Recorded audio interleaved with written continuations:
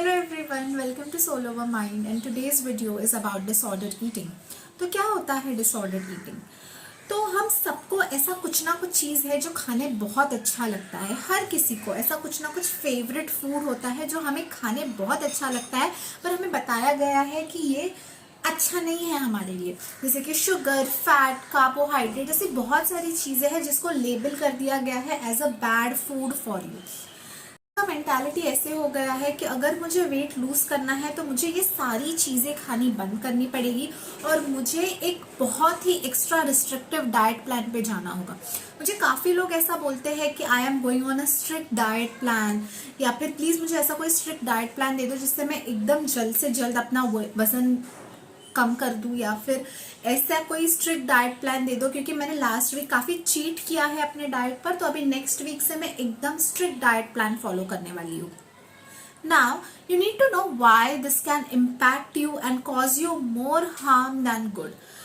आपको क्या क्या नुकसान हो सकता है. ये आपके मेंटल हेल्थ को अफेक्ट कर सकता है, आपकी गट हेल्थ को अफेक्ट कर सकता है. और रिसर्च बताता है कि जो काफी रिस्ट्रिक्टिव डाइट प्लान्स फॉलो करते हैं ऑन अ लॉन्ग पीरियड वो लोग ज्यादा वेट गेन कर लेते हैं जितना वो लूज करते हैं उससे.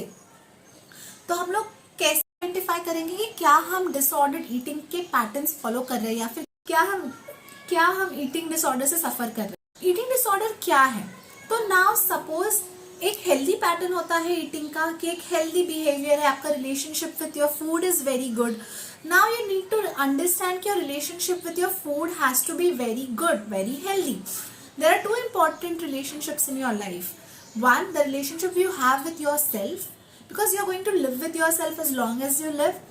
Next, the relationship you have with your food, because as long as you live you have to eat something. So this is an axis.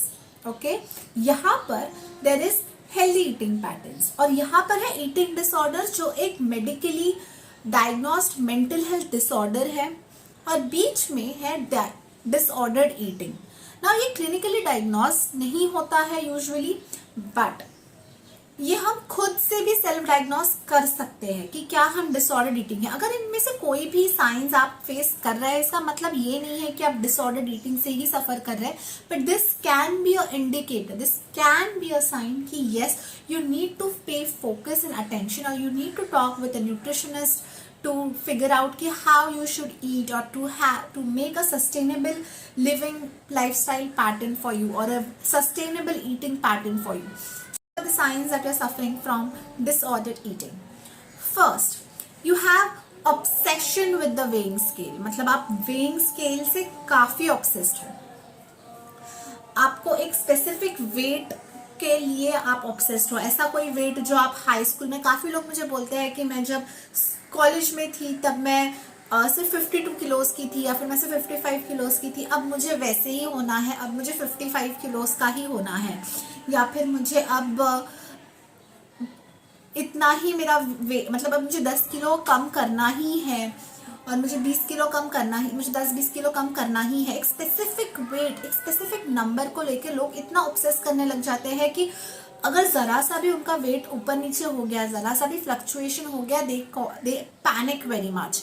They go into this कि मैंने ये क्या कर लिया, ऐसे क्यों हो रहा है. They get anxiety, they keep thinking about it for hours and hours. Next, guilt and Shem.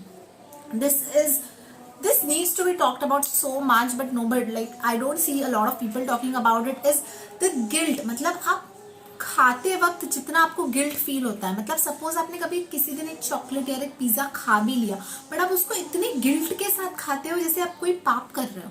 तो अगर आप किसी भी चीज को इतने गिल्ट के साथ खाओगे तो भले ही वो कितनी अच्छी हो आपके बॉडी के लिए, the message you are sending to your body is always going to impact your health. It's always going to show up. So if you're eating something with the sense of guilt, with the sense of message that you're delivering to your body कि इससे मेरा वजन बढ़ेगा ही, ये चीज मेरे लिए खराब ही है, then it is going to cause you harm.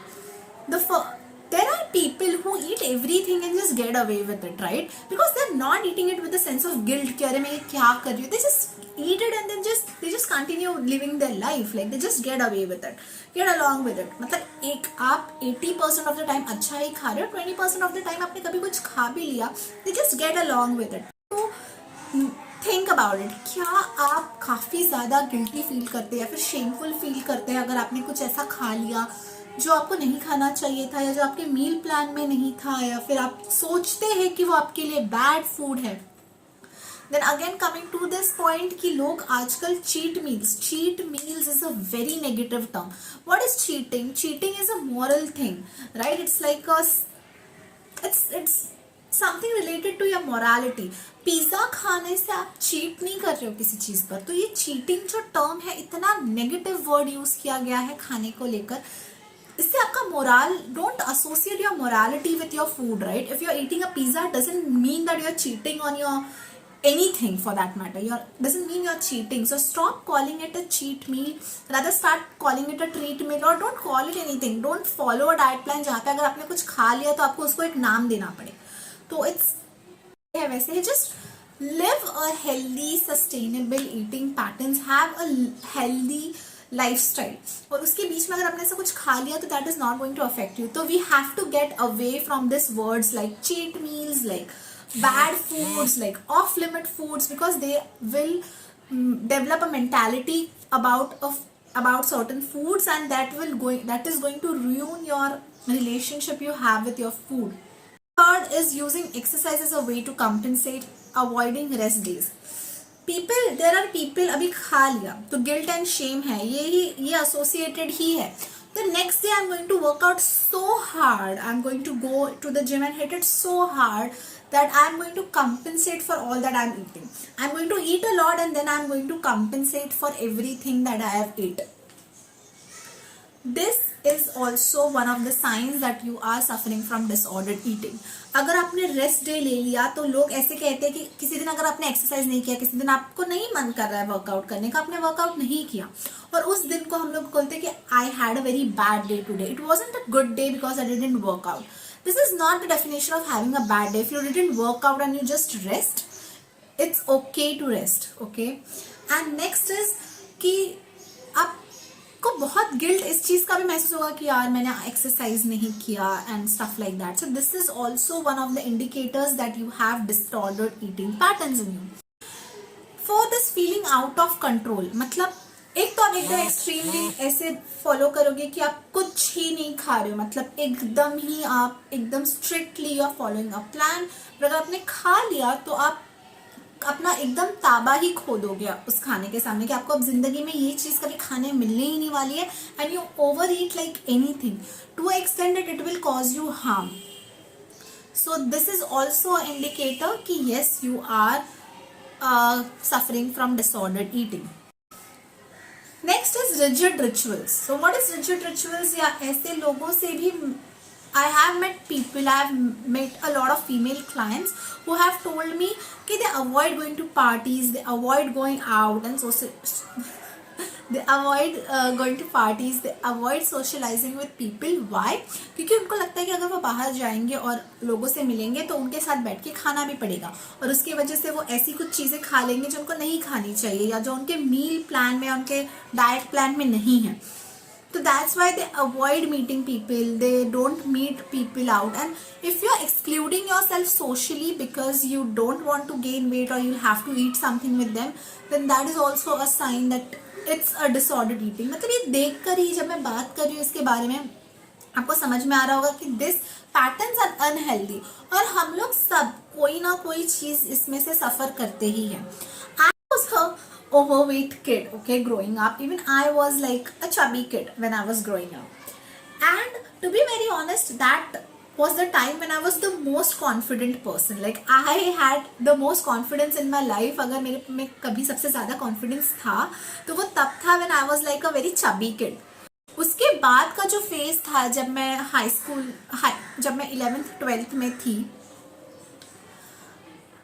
वो टाइम पे मेरा कॉन्फिडेंस काफी लो हो गया था. वो टाइम ऐसा था कि अगर मुझे किसी ने मजाक में भी मोटी बोल दिया तो मैं रोने लग जाती थी. मैं काफी ऑब्सेस करने लगी थी कि नहीं यार मेरा वजन तो कम ही होना चाहिए. मेरा थोड़ा सा भी वजन बढ़ गया तो मुझे ऐसा लगता था कि क्या हो रहा है, मैं कुछ खाना ही नहीं खाऊंगी. मैं जानबूझकर अगर मैंने कोई स्किप कर दिया मील या फिर मैंने किसी दिन कम खा लिया तो मुझे अच्छा लगता था कि अरे वाह मैंने आज इतना कम खाया है. या फिर मेरा रिलेशनशिप फूड के साथ इतना खराब हो गया था कि मेरा कॉन्फिडेंस अफेक्ट हो गया था उस टाइम पे। तो मेरा कॉन्फिडेंस पतला होने के बाद काफी कम हो गया था इन कंपैरिजन कि वो बढ़ जाए। मैं मुझे कोई मजाक, मतलब ऐसे मजाक में भी कोई मोटी बोल देता था तो मुझे ऐसा लगता था कि क्या मैं सच में मोटी हो रही हूँ, क्या मैंने वजन बढ़ा लिया है अपना। I use to cry, I use to think about it for hours and I am going to work out tomorrow. I was so obsessed with being thin when I was actually very thin at that point. So this is the unhealthy things, this is what happens once you lose weight. अगर आप सारी चीजें होती है जो follow होती है after you lose weight. हम लोग काफी बात करते हैं कि कैसे वजन कम करना चाहिए, पर वो वजन कम होने के बाद भी एक फेज होता है जब आप फियर करने लगते हैं कि वो वजन वापस आ जाएगा। I had a very bad relationship with my food. Like I was only eating with the perception कि इस खाने से वजन बढ़ता है, इस खाने से हम पतले होते हैं। This is the only two things I thought about food. ये खाने से मैं मोटी हो जाऊंगी, ये मुझे नहीं खाना है, ये खाना है, इससे हम पतला रह सकते हैं। किसने बताया? हाँ, मैंने गूगल पे पढ़ा। तो this is the only things that I use to follow and I really don't want anyone to suffer from this. If you think कि आप इस फेज से जा रहे हो या फिर आप में ऐसा कोई भी साइन है डिसऑर्डर्ड ईटिंग का, please consult someone, please consult to a nutritionist, please consult, please talk to a health expert, please talk to a nutritionist. They will help you figure out a sustainable lifestyle pattern.